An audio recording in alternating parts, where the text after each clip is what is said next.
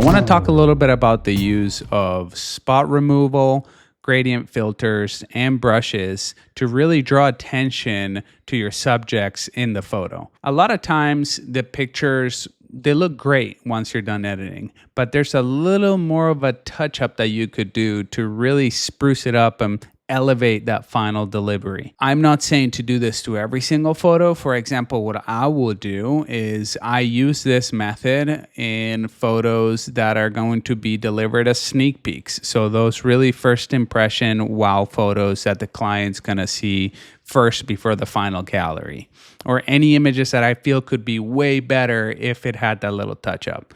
Most of the time ends up being just the sneak peeks, which is a handful of photos of the entire final gallery. And sometimes if there is one or two in the final gallery, I will do it because I know it'll really elevate the product. So let's dive into it and I'll show you some examples. I have already edited this picture. I've added my preset. I've color corrected it. And I do believe that there are certain things on here that I think could really elevate the final look of this image. Right away, the most noticeable things are the distractions. So there's certain things in the background that I think take away from this picture and just really distract from the focus, which is the couple right here in the center. What I will use to remove distractions is, right now, one of my favorite tools is the spot removal using generative AI. This has been absolutely incredible tool, way more of an improvement. And I think that it makes the whole process so much more enjoyable and way quicker than it used to be. I have done videos on spot removal previously and how to use layering, and it was so time consuming. Now with generative AI, it has changed the game. So let's dive in. What do I look for? Well, first off, the most obvious things, right? So like these chairs in the background, this person in the background, these nice bright white structures that are just taken away rather than adding to the picture. Really, the focus of the photo is obviously the couple, but then the beautiful scenery. So having these structures here kind of take away from the picture itself. So what I would do is I would zoom in. The beauty of this new tool is that you can actually use it to remove multiple things at the same time. You don't have to go one by one like you used to. Now you can just select everything, but I'm going to go one by one for the purpose of this video. So you select what you want and then you hit enter and it goes ahead and it gets rid of it for you. You can actually go through here with the arrows and select whichever option fits the picture best. I like this one the best. And then you can hit enter to just really close out the action. Here, I think this log right here is a little distracting, so we're going to go ahead and remove that as well. We click on that. Let's see what it comes up with. First option is great, but I always like to cycle to see if there's a better option. Third option looks best. Boom. These little dots right here of light, I'm going to remove just because when you look from far away, they do kind of stand out. And I want my eye to first go straight into the couple as opposed to get distracted by something that might be in the background and your brain's trying to figure out what's going on. So already we're seeing a big change there. If you notice a before and after, right, of those things missing. Okay, we'll zoom in. To the center here, we have this shower post, which we will remove as well. Go ahead and paint that out of the frame.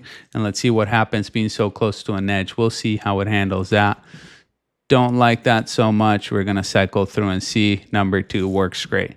Nothing I don't like, I always try to avoid when framing. In this case, it wasn't possible because it was a giant group of about 20 people in the background, and I used his body to block them, which then forced me to place him in a way where this tree trunk would be coming out of his body, which I absolutely despise. I never, ever want big lead lines in my photos coming through my subjects or out of my subjects. In this case, this big tree that's bright and you know distracting is coming out of his shoulder, which I would try to avoid at all times and all costs by framing it properly, maybe coming out in the center or having them frame on each side of the tree or maybe to the side of the tree and a little pocket here. But as I said, there was a giant group of people back there. We couldn't get them to move, so hiding them behind him was the only option, knowing that I could come in and do this in post. So I go ahead and select my brush again. Let's see what we can do. When I'm doing this sort of thing that's close to an edge, I try to go a little bit smaller on the area that I'm covering. I rather just brush it through a little more as opposed to just doing a general big old brush, because I don't want it to disrupt shapes and that sort of thing, or really mess with my subjects too much. Because as you know, AI can get a little funky with this regenerative stuff. So let's see here, still a tree trunk coming out. I don't like that, and it's messing with the face. So we're gonna have to delete that one, and just instead of doing this, you can go over to the patch, right? The healing tool, this, and you just select what you want. And we're actually gonna take a sample from a very similar colored background right here. Maybe we'll go a little bit of that deeper, rich green, boom. And now it just looks like it's gone. So generative AI generally is pretty good, does a great job, but sometimes it does fail. And I do resort to the healing tool to bring I feel like it gives me more control. It's the old school way, it's the way I used to do it. So sometimes I do bring it in to really, pick up where AI can't get it done. So then I just move through here and start picking apart little things that I think distract a little bit. A little trick that I learned to find the distractions is if you look at the image and squint, you'll kind of see the bright spots stand out, the distracting stuff stand out a lot easier. So let's go ahead and see how it does with all these different spots here. Should do pretty good because there's no crazy defining shapes around them. There's good backdrop to sample from. So let's see what AI does with this one now. Great job there. Boom. I like that. That looks good. We'll keep going this way. Then these little bright white spots here, we'll get rid of that. Get rid of this. Just go straight across there. Boom. And this little sliver of roof, go for this one. I'm going extra crazy. So normally I wouldn't go this wild, but for the purpose of the video and making my point, I'm going to go a little extra crazy. That's looking pretty good. I mean, if I want to be really crazy, I would probably do this right here, which I think would be good. And maybe even this big trunk right here. I feel like that bright spot is a little distracting. Let's see how AI does. So far, it's been pretty good. The only place it slacked on was the shoulder there with that log in between them. Great job. Okay, so we're looking good. I think that looks great right now. Let's see. Did bulk up the shoulder a little bit. Let's give it a test. Let's see if it'll flatten it out again. Let's see if AI will understand what I'm telling it to do. And it actually did do it. Look at that. Go for number one. Boom. Yeah, good job, AI. See, sometimes it comes through. Then I see a couple little bright white rocks here, little little coral stones that are a little distracting that I will go ahead and remove real quick. These are little things, once again, me being picky and for the purpose of the video, just to make my point, I'm going to show you how big a difference it makes. You don't have to get this nuts when you're doing it, but this is, I think, just a great example of how much of a difference it can make, how it really cleans it up. And imagine if you did this to every photo in your gallery, dude, you'd be like way buried in hours and hours of editing. So this is not normally what you do. These are like the wow ones, the ones that I know that will probably go ahead and print. Sometimes I've had clients be like, I'm dying to print these photos, and I'll tell them, show me which ones I want to go in and just really just hook them up. And I'll dive in and I'll do this type of thing a little extra if there's ones that I haven't done it to already, just so when they have it on the wall, it's just very much a statement piece that makes an impression on other people that see it, and they're really wowed by it as well. So AI, wowie, baby, you are nailing it. Okay. So if we stand back here and we look, huge difference as far as distractions go, right? Before, after. That, I believe, is a big difference. It really cleans up the scene, really makes the eye not be distracted by all these little things around. Now, the other thing I want to do is rebalance the exposure, and we're going to do that by using, first off, a sky mask. So to use the masking tool, we're going to hit K. That's our quick key for masking. And we're going to hit the plus here. And I go to select sky.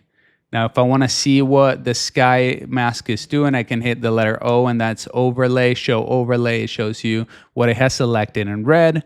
And the first thing I'm going to do is actually mess with my exposure where I want it. I have my masking usually set to -50, and then I adjust. But in this case, -50 looks pretty good. The only thing I want to do, I know the sky was a little more purpley, so I'm going to add back a little bit of that color, because the way I color correct my images, they have a little more of that green tint, which pulls some of that magenta off the sky. So I'm bringing it back in to try and get it to where it originally was. So we're adding a little bit of that in there. And because I warmed up the image, I will cool off the sky again just to get that. Ooh, that's nice. That nice little color back in. So we see the before and after, right? The sky, the blues are looking a little greener. Now we're bringing that magenta and that blue back in to really give it that color that it had on that day. Now, one thing I would like to do is use my brushes to darken some of the hot spots in this picture that are just kind of taken away. I will probably not be at -50. I will be at 0.2 of a stop here to bring it down in the exposure, to just kind of bring that exposure down on the bright spots. And I'm going to brush it. And I'm trying to be subtle. I'm not trying to get crazy. I'm not trying to overdo it and make it obvious. I'm just really trying to subtly redirect the lighting back to where I want my audience to look right away, and which is my subject, as I said. Okay, now we'll step back and look here, right? That's kind of dulling down the highlights on that without doing a general. There's more of a localized adjustment there. And I believe that has done the trick, my friends. If I wanted to, I feel like I could do one gradient. The gradient is M. A gradient is just that linear adjustment. Instead of using the brush, I'm doing a straight line with a gradual decrease in the effect. I'm going to do 0.2 again, and I'm just going to drag. So you can drag it right. So it's really drastic if it's right there. The more you drag it, the more it gradually decreases from the top, just to really get that effect up there in the sky. And if you hit O with all of these, you will see the overlay of how it's affecting. I can be drastic and show you really the difference, right? That's really gradual. It's even more gradual. And then here is when it's really sharp, the effect. I'll show you here. Let me just shorten it down, and you can see kind of, right? So that's basically what you're doing. You're just dragging that effect down. Obviously, we're not going to keep it at that. That's crazy. I'm going to do 0.2 of a stop. We're going to slide it up because I want it to come down. Your center line of the effect is this, where the transition begins, that center line, and this where the transition ends. So there we go. There you have it. I think that this right here is a huge difference when it comes to the before and after, and redirecting your vision and your sight into your subject, just refocusing the photo back to where you want it to go, which is to your couple first, as opposed to all these distractions. And you see now, so not only removing the distractions, but also changing the exposure and the bright spots to really have your eye first go to the couple and then explore the scene. So there you have it. That's my little 2 cents on using exposure adjustments, localized, that being gradual filters, brushes, and masks, as well as spot removals, whether it be healing tools or AI generated spot removal, to really spruce up and give your images a little more of a pop and a little more of a focus. Hopefully that was something that you enjoyed. Keep coming back for more. I am out.